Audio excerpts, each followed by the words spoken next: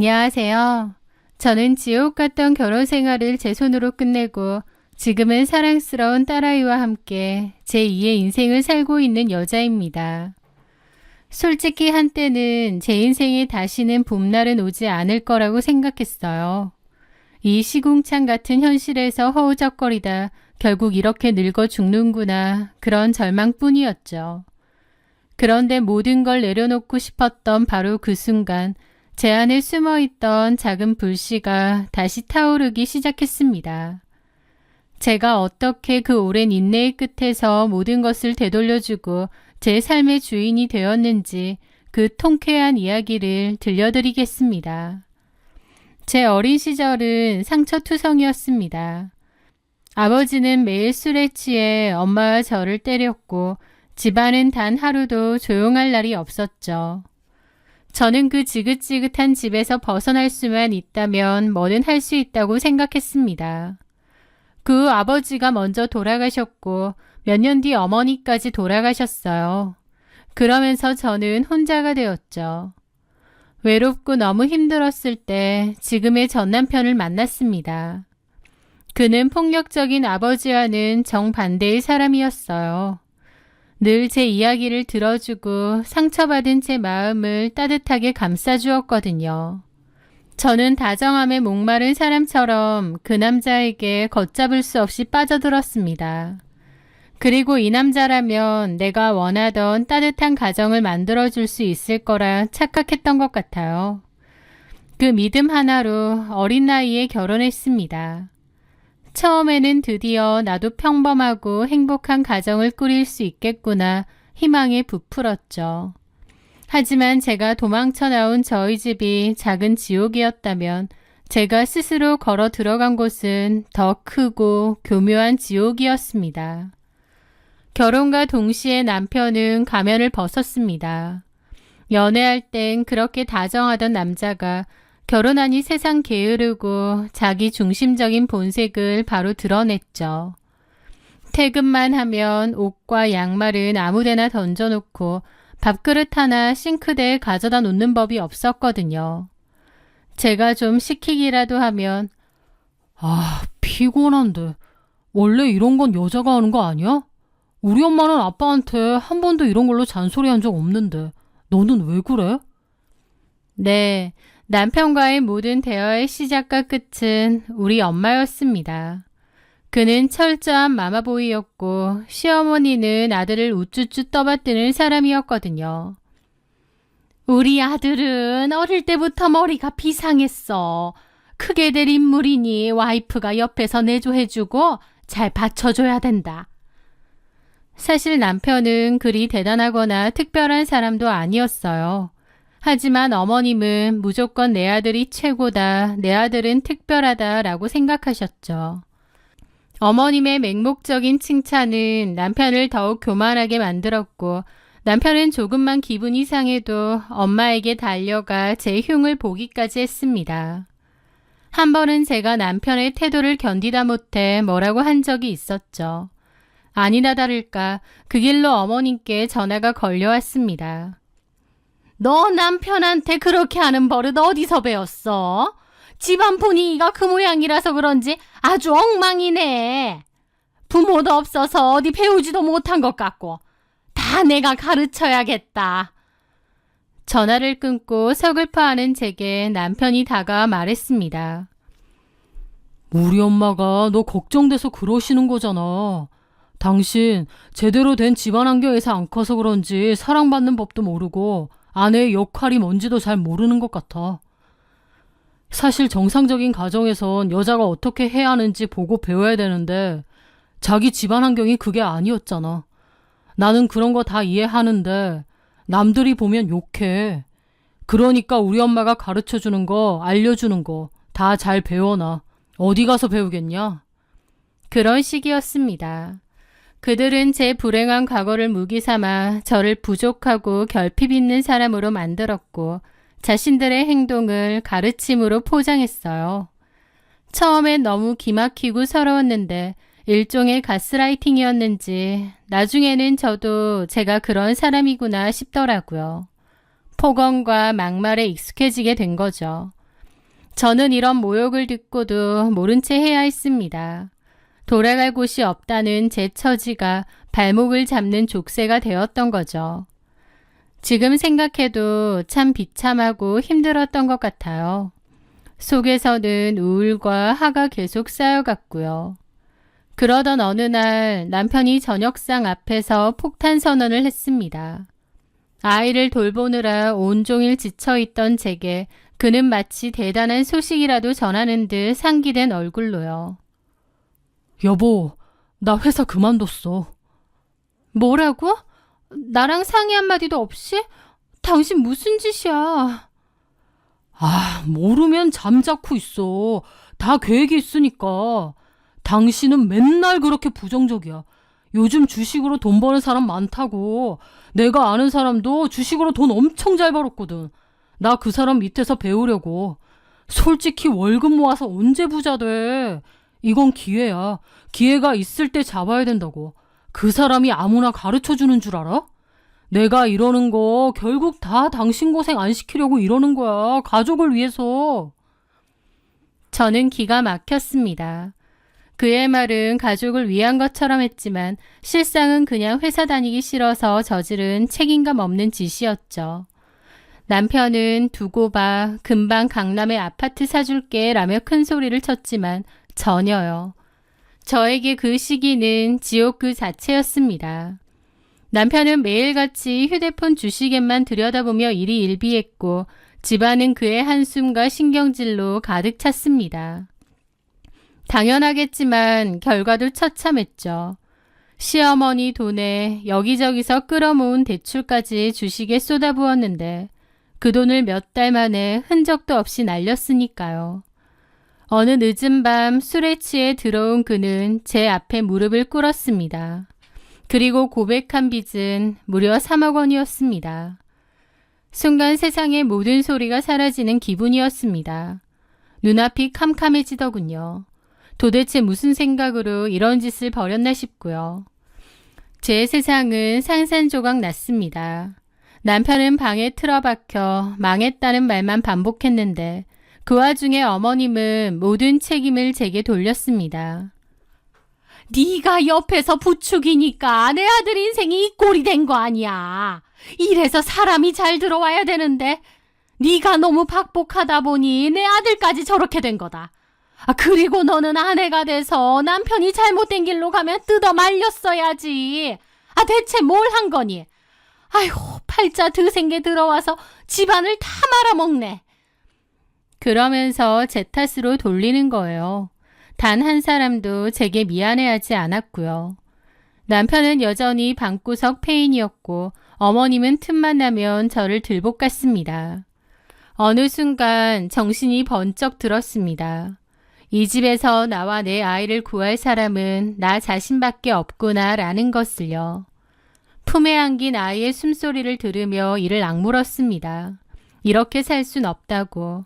이 아이에게는 절대로 나 같은 시궁창을 물려주지 않겠다고. 반드시 내 손으로 일으켜 세우겠다고요. 그날 이후 저는 독하게 마음먹었습니다. 대학 시절 배운 웹디자인을 미천 삼아 쇼핑몰을 시작했죠. 아이를 둘러엎고 동대문 시장을 돌아다니며 발품을 팔았습니다. 그리고 집에 오면 아이를 재운 뒤 거실 구석에 조명을 세우고 새벽 4시까지 상품 사진을 찍고 꾸벅꾸벅 졸면서 상세 페이지를 만들었습니다. 집안일, 육아와 병행해야 했기에 하루 서너 시간 쪽잠을 자는 게 전부였지만 멈출 수 없었습니다. 실패하면 내 아이와 함께 길바닥에 나앉는다는 공포가 저를 채찍질했거든요. 간절함이 하늘에 닿았던 걸까요? 아이를 키우면서도 편하고 예쁘게 입고 싶은 엄마들의 마음을 정확히 꿰뚫은 코디가 입소문을 타기 시작했습니다. 주문이 하나둘 늘어나고 통장에 처음으로 수익이 찍혔을 때 저는 휴대폰 화면을 붙잡고 소리도 내지 못한 채 한참을 울었습니다. 그건 단순한 돈이 아니었습니다. 제 힘으로 다시 살 수 있다는 희망의 증거였고 제 자신에게 보내는 위로였으니까요. 그 돈이 점차 늘어나고 사업은 무섭게 번창했습니다. 그렇게 사업이 안정권에 접어들었을 때 저는 대학 동기였던 컴퓨터 공학 전공 친구와 손을 잡고 과감한 투자를 했습니다. 고객의 취향을 분석해 옷을 추천해주는 AI 기반 시스템을 도입한 겁니다. 이 서비스는 업계 최초였고 저희 쇼핑몰은 순식간에 선두주자로 떠올랐습니다. 마침내 남편이 남긴 빚 3억 원을 모두 갚는 날이 왔습니다. 저를 짓누르던 거대한 바위가 사라지는 기분이었죠. 그리고 이사를 했는데 당연히 제 명의였습니다. 상황이 바뀌자 남편과 어머님은 가면을 바꿨었습니다. 처음에는 입이 닳도록 저를 칭찬하더군요. 어머님은 친구들에게 우리 며느리 덕에 어깨 펴고 산다 며 자랑했지만 그 끝은 늘 다 내 아들이 여자를 잘 들인 복이고 우리가 오갈 데 없는 너를 받아준 덕분이지 라는 말로 끝났습니다. 그러면서 너 우리한테 잘해야 돼. 솔직히 어느 집에서 너 같은 조건을 며느리로 맞이하고 싶어 하니? 나니까. 그리고 우리 아들이니까 편견 없이 받아들여준 거지. 그러니까 성공할수록 가족들한테 잘해야 돼. 그거 있잖아? 대번에 망한다. 그런 사람들 여러 봤어. 올챙이적 생각 못하는 사람들. 우리가 너 힘들 때 가족이 되어준 거 알지? 그거 알면 우리한테 잘해. 결국 남는 건 가족들밖에 없거든. 그런 식으로 저를 계속 가스라이팅 했죠. 게다가 남편도 겉으로는 저를 치켜 세웠지만 그 눈빛에서는 저를 이용해 먹으려는 계산이 있었습니다. 자기 진짜 대단하고 멋지다. 나는 자기가 이렇게 해낼 줄 알았어. 근데 우리 엄마 말처럼 알지? 자기가 이렇게 성공할 수 있었던 데는 우리 도움이 있었던 거. 내가 살아보니까 결국 가족이 제일 중요해. 잘 먹고 잘 살려는 게 결국 뭐야? 가족들 행복하게 해주려고 하는 거잖아. 나도 비록 빚만 남긴 했지만 가족들 전부 다 잘 살아보려고 노력하다가 그렇게 된 거 알지? 우리가 자기의 진짜 버팀목인 거야. 그걸 꼭 명심해야 돼. 라고 했죠.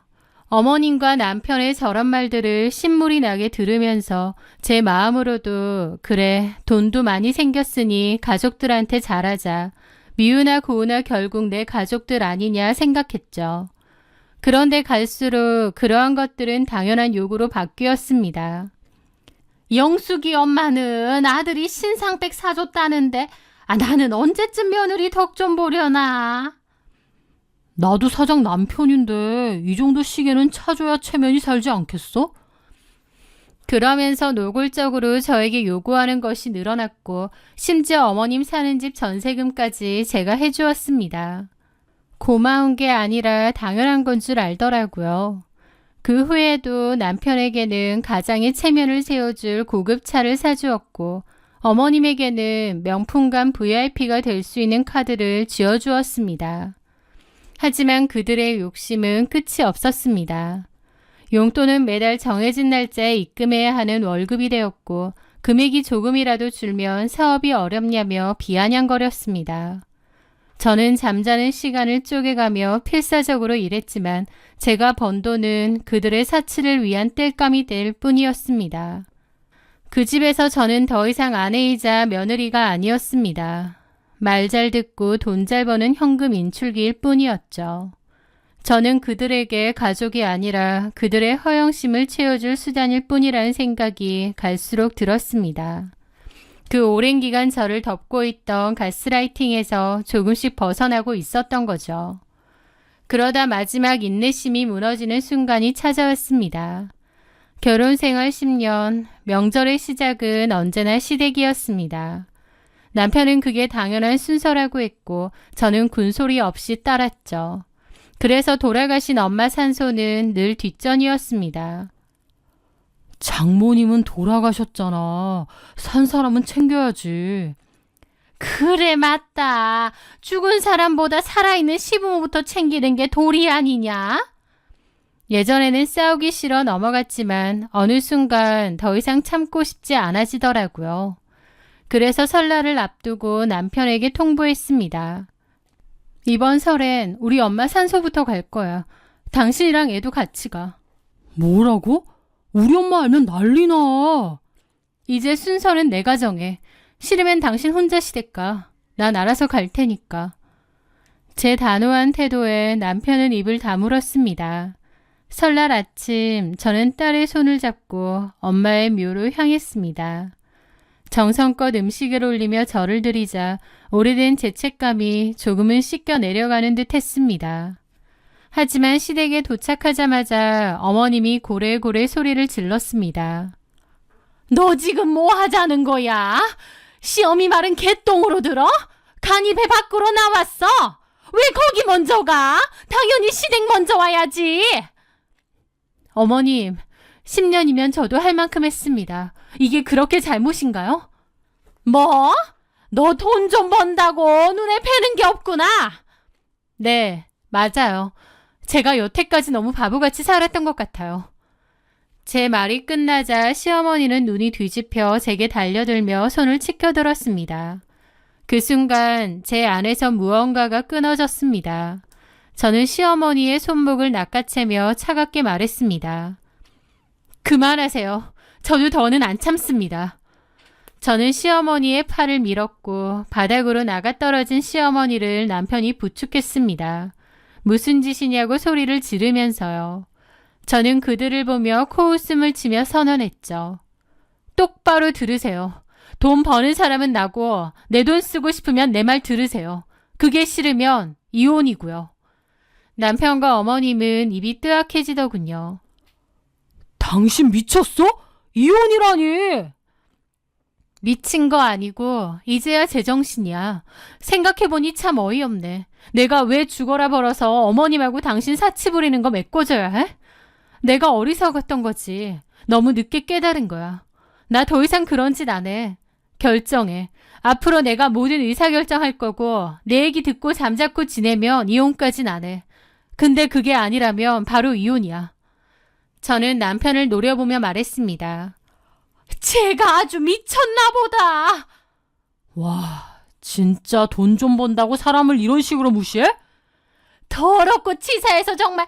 야, 네가 벌면 얼마나 벌었고 우리한테 뭐 얼마나 해줬다고. 라는데 어처구니가 없어서 웃음이 막 나더라고요. 제가 여기서 뭐 얼마나 더 해줘야 되는데요? 그렇게 생각하셨어요? 팔자에도 없는 온갖 사치 다 누리게 해줬는데 그렇게 생각하신 거죠? 좋습니다. 그러면 아쉬운 거 없겠네요. 물론 저도 마찬가지고요. 이혼하고 남남하면 되겠어요. 뭐야? 여보! 기생충 같은 당신들과 더는 엮이고 싶지 않네요. 저는 그 말을 끝으로 딸과 함께 집을 나왔습니다. 그리고 돌아오자마자 바로 움직였죠. 가장 먼저 현관문 비밀번호를 바꾸고 남편의 신용카드를 모두 정지시켰습니다. 두 번 다시 제 돈으로 흥청망청 쓰게 둘 순 없었으니까요. 그 다음은 남편이 목숨처럼 아끼던 것들을 처분해야 했습니다. 제가 사준 명품 시계와 물건들을 싹 다 박스에 담아 중고 사이트에 팔아버렸습니다. 며칠 뒤 법적 절차를 거쳐 이혼 소장과 함께 어머님께 드렸던 전세금 반환 내용 증명을 보냈습니다. 일주일 안에 집을 비우고 돈을 갚지 않으면 강제 집행하겠다고요. 예상대로 어머님은 전화해서 악을 썼지만 저는 무시했습니다. 약속된 날짜에 집행관들과 함께 집을 찾았습니다. 현관 앞에서 버티던 어머님은 울고불고 소리쳤지만 법은 냉정했죠. 짐 하나하나 집 밖으로 내던졌어요. 길바닥에 짐더미 위에 주저앉아 욕을 퍼붓는 어머님의 모습을 보며 저는 10년 만에 처음으로 속이 시원하다는 걸 느꼈습니다. 그리고 그 후 저는 남편과 이혼했습니다. 남편은 자기도 보란 듯이 성공해서 제 콧대를 납작하게 해주겠다고 이를 갈더군요. 하지만 그가 택한 성공의 길은 한심하게도 도박이었습니다. 능력도 멋도 없는데 큰 돈은 벌고 싶으니 선택한 게 결국 도박이었던 거죠. 한심하게도요.